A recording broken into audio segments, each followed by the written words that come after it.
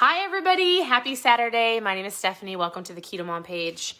I'm hiding in my closet because my kids are making breakfast and it's loud. So as you're tuning in, where are you tuning in from? It took me 3 times to get this video started. 3 times. It kept kicking me off the internet. So as you're tuning in, where are you tuning in from? I'm going to be going over chapters 4, 5, and 6 in the book if you are following along. If you don't have the book, it's okay. If you have the book, I want to know sometime throughout today what you thought of and your biggest takeaway of chapters 4, 5, and 6. Now, if you're tuning in and you're going, this book thing has nothing to do with my keto diet. Yes, it does. It does. I promise, because if this is right, you choose better foods here, you're going to feel better. So don't think that this isn't for you. Now, if you have the book, awesome. If you have the book, let me know. What did you think of the first 3 chapters? And how is your Saturday going? So I'm going to actually keep this pretty short and sweet. We have a really busy day. We've got a conference going on. I'm super excited. It's going to be a great, great day. What are you doing? Does anybody have any big Mother's Day plans? We're going to church. I think we're going to have a picnic or hang out with some friends. I took my mom to get her nails done yesterday or 2 days ago. And I don't know if you're friends with me like on my personal page, but I joked and I was like, this is terrible. Like I went to get my feet done and I haven't done it in over 2 years. And I swear he cut my feet up so bad. I was like, that was my alarm clock to talk to you. So, which by the way, here's something side note. And this is actually for a lifestyle that you're working towards. I use my alarm clock on my phone for almost everything. Drinking water, reminding myself to do lives, to ketones, to getting up to work out. Like I tell people, if you're trying to create a habit or if you're working on creating healthy habits, use your phone and alarm clocks to remind you. So if you want to start drinking more water, set an alarm clock every 45 minutes that dings, just like mine did, that says, maybe you can't hear it, but I heard it, that says, go drink your water. Go drink your water. You might be so surprised in how much it helps you on your journey. Whatever it is, go move your body. Go say something positive to yourself, maybe right before lunch. This would be super good. Excuse me, I feel like I need some water. Maybe right before lunch and dinner, or like around your snack times that you find yourself snacking, ask yourself this in an alarm clock. Are you hungry? That's my number 1 question. So the book we're going through is Rain or Shine. It's a super easy read. If you have the book and you read chapters 1, 2, and 3, what was your biggest takeaways? Like, what did you learn? I'm going to go over really quick chapters 4, 5, and 6. And he tells a story. The author is Scott Alexander. My favorite part of chapter 4 is he says, don't worry about the stuff that you can't do. Follow your heart. And he gave a story about how he was terrible at algebra and he worried about it so much, but he was really good at English. And he just says, we waste so much time in life worrying about the things that maybe we're not the greatest at. So go do the things that you're good at. So this isn't about just the keto diet. This is about just good, simple concepts and things to put in place in your life.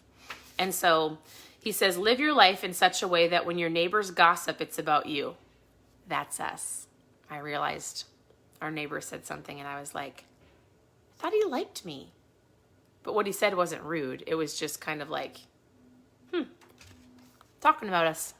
And we always are great to our neighbors, so we only have 2 in the country, and they're not super close. But anyways, I thought that was great. Okay, so I liked chapter 5. He talks about going backwards. How many of you have felt like you have gone backwards or you've slipped up or you've ever like, hey, I'm going to quit because it didn't work? Or, 2 steps forward, 1 step back, right? Anybody ever feel like that? So I love this. He says, every good game involves some form of going backwards. Whether it's lose a turn, go back 3 spaces, or go to jail, the element of having to go backwards adds to the excitement of the game. He talks about your game or your life being an adventure, right? It's not fun going backwards. But if you do it with the mindset that you're not going to quit, I love to say the only way you fail is if you quit. If you go backwards and your mindset is, shoot, I hit the snooze button. I didn't go work out. I didn't make the best choice. I grabbed the donut, whatever it is. In that moment, you've got the decision. Are you going to quit or are you going to get up and keep going, right? And so he just talks about the game. Why do so many people become so discouraged when they take temporary steps backwards? Right? Anybody take a step backwards this week? It's totally fine. The only way you fail is if you quit.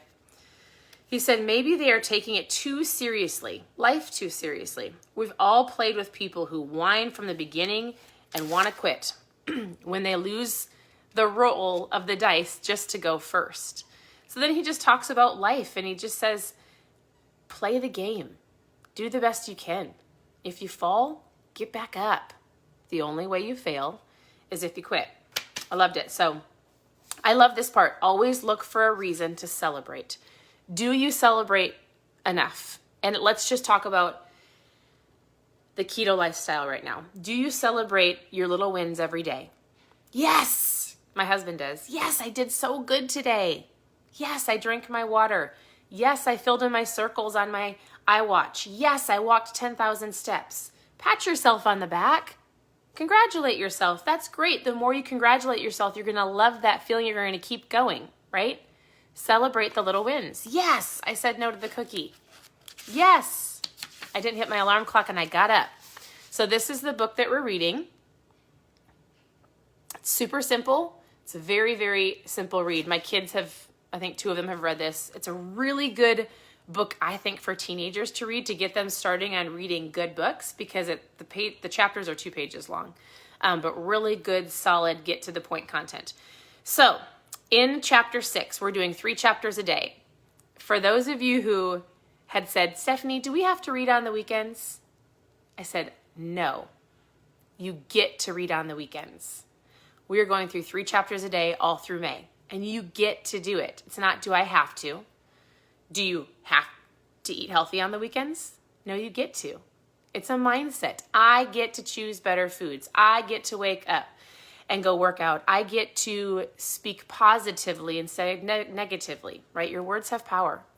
So last chapter, what he did is he talked about, have you guys ever heard of the book Think and Grow Rich by Napoleon Hill?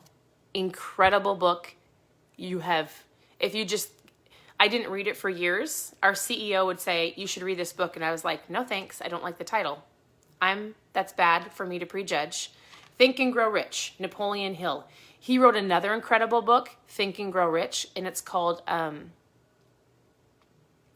something about the devil. Anyways, 2 books by Think and Grow Rich, by Napoleon Hill. Outwitting the Devil. And that book actually wasn't allowed to be written and published until him and his wife both passed away because his wife did not want people to judge her for that book. It's incredible. But Think and Grow Rich will help you in your entire life. It is so good. So, if you like to read, get that book. So did you know that most books, especially books that are going to motivate you, inspire you, are about self-development, are actually based off of Think and Grow Rich? It's an incredible book. He wrote it, 30s. I don't know. Super great. So he talks about nothing worthwhile is ever accomplished without enthusiasm. So it's not about growing rich. It's about perspective. It is about enthusiasm. Are you doing this lifestyle to feel better and you're excited for life in the future? Or are you like, oh, I can't eat that cookie. Oh, I have to work out. Oh, I just want to go on that vacation. Oh, I'm getting to the wedding. Like, are you excited to take back your health? Or is it like because if it's guess what? Probably won't reach your goals. Sometimes people don't like me saying that. I'm like, but it's real.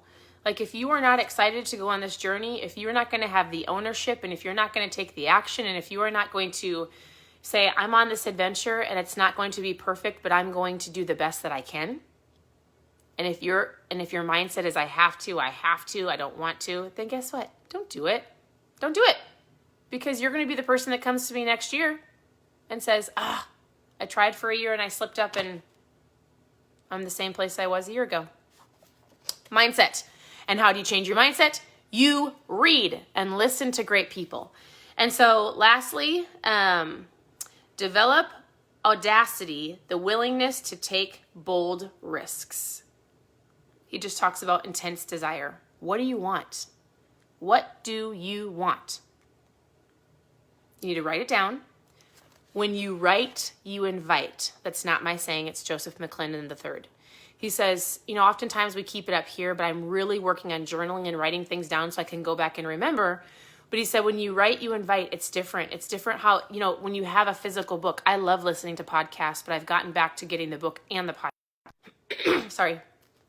I've gotten back to having the physical book, and I love to listen.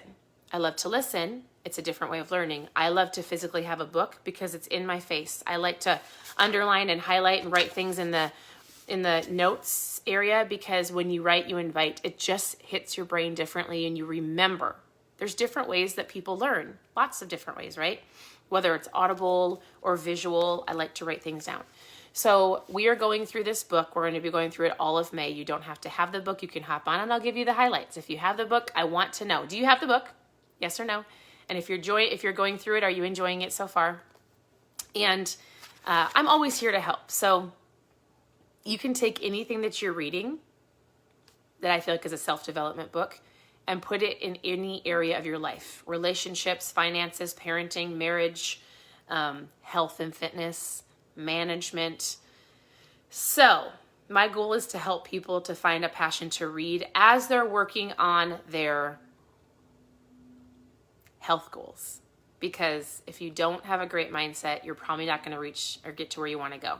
Or if you actually get there, you did it in a negative way and you're going to probably come back around and gain all the way back. I've heard it over and over again. And so your environment is important. The things that you watch and listen to and read, they're important. What you put in your mind is important because it ultimately decides every single thing, every choice that you make. And so continue to tune into the page. I appreciate you hopping on. I'm excited to go back and read all of the things that you've learned so far if you're reading the book or if you just listened. Was there anything that stuck out to you that you liked that we read? And then I look forward to, I'm going to have a great Saturday. I'm going to go hang out with my kids. I've got a conference. It's going to be great. Happy Mother's Day early. I'll come back on tomorrow after church and say Happy Mother's Day again. But you all are amazing. Have a great day and we'll talk to you soon.